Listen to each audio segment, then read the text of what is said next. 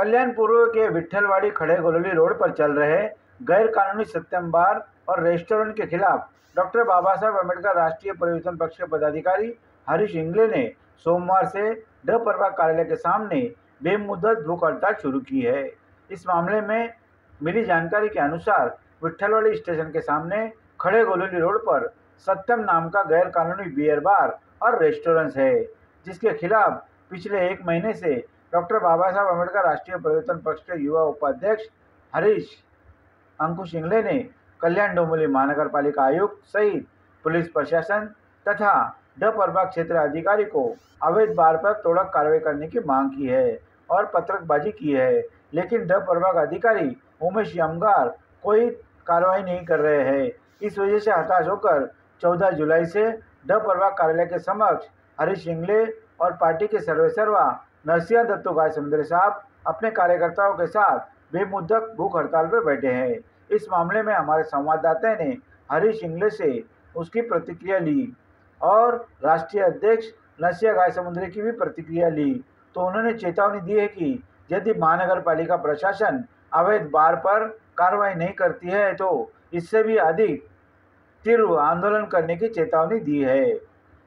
ठीक इसी तरह हमने ड प्रभाग के सहायक आयुक्त उमेश यमगार से भेंट कर जानकारी ली, तो उन्होंने बार पर तहसीलदार तथा तलाठी अधिकारी कर्मचारियों के साथ मिलकर कार्रवाई करने का आश्वासन दिया है।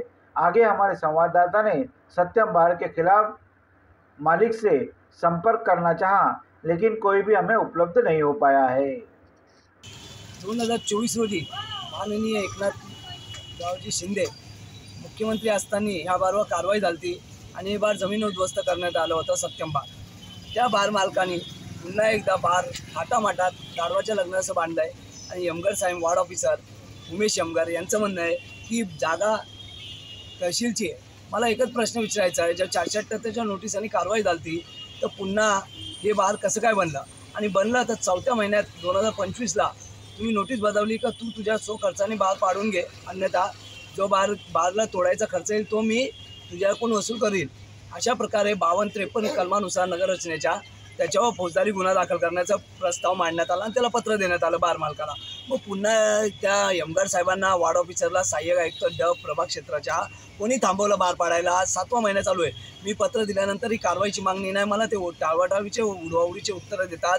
आज मला डबल टायफॉइड असताना 4 दिवसापूर्वीच मला निदान झालेलं आहे, डबल टायफॉइड ताप येतो, तरी पण मी बसलोय। मी प्रशासनाला राजवाडीत हे दाखवायला बसलोय की हे प्रशासन कशा प्रकारे गेंड्याच्या कातडीने काम करत आहे। आयुक्त साहेब, लाज वाटली पाहिजे तुमच्या प्रशासन राजवाडीत अशा प्रकारची कारवाई होत नसेल तर। सर्वसामान्य जनतेला न्याय नाही, एकीका 65 बिल्डिंगवर थोडं कारवाईची नोटीस मागणं आहोत आणि बार मालकांना वरद हस्त दिलं जातं काय? बार मालका काय तुम्हाला रात्रीतून पेट्या पोचवतात का? हाच प्रश्न माझा गंभीर आहे। जय भीम, जय महाराष्ट्र। मी डॉक्टर बाबासाहेब आंबेडकर राष्ट्रीय परिवर्तन पक्षाचा राष्ट्रीय अध्यक्ष नरसिंह दत्तू गाय समुद्री आज या ठिकाणी बसलेत आमचे हरीश इंगळे महाराष्ट्र उपाध्यक्ष आहेत आणि ती आज ह्या सत्यम बारच्या विरोधामध्ये आमरण उपोषणाला बसलेले आहेत। त्यांची मागणी एकच आहे की ती कारवाई काही गेल्या वर्षी देखील 2024ला जे एकनाथ शिंदे साहेब होते की त्यावेळेला जमीन उद्ध्वस्त त्याची कारवाई केली होती।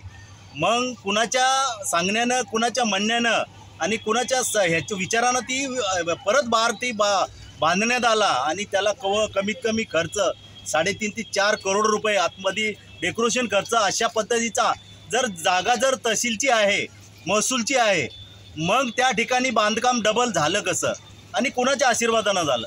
तर ही महापालिकेच्या आशीर्वादानं झालं। अनधिकृत विषय आहे तो, महापालिकेचा विषय आहे। जमीन कुणाची आहे त्याच्याशी काही देखील आम्हाला घेणं देणं नाही, पण महापालिकेच्या हद्दीमध्ये जमीन आहे।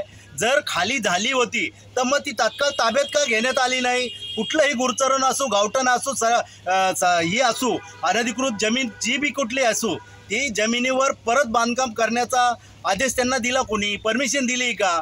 मग हे सर्व नसताना जर महापालिका नोटीस काढते की तात्काळ त्यांच्यावर कारवाई करण्यात येईल, तात्काळ तुम्ही आम्हाला पत्र सादर करा, मग 6 महिने उलटून गेले तरी महापालिका करते काय? कारवाई करत नाही।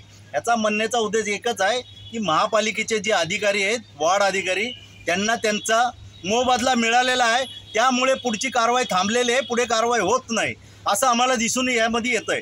तर दुसरं म्हणणं, आम्ही त्याला भेटलोच बी वार्ड अधिकाऱ्यांना, भेटल्याच्या नंतर म्हणतो मला त्याचा अहवाल घ्यायचा आहे, मला पत्र पाठवायचं आहे. मग 6 महिने काय झक मारत होता का?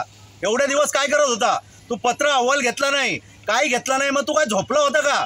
हां, तू आम्हाला सांगतो की त्याचा अहवाल घ्यायचा. अहवाल 6 महिने 2024ला कारवाई झाली, त्यावेळेला अहवाल नव्हता का? त्यावेळेला पेपर भेटले नव्हते का? मग कारवाई कशी झाली? मग त्यावेळेला अहवाल नव्हता घेतला का?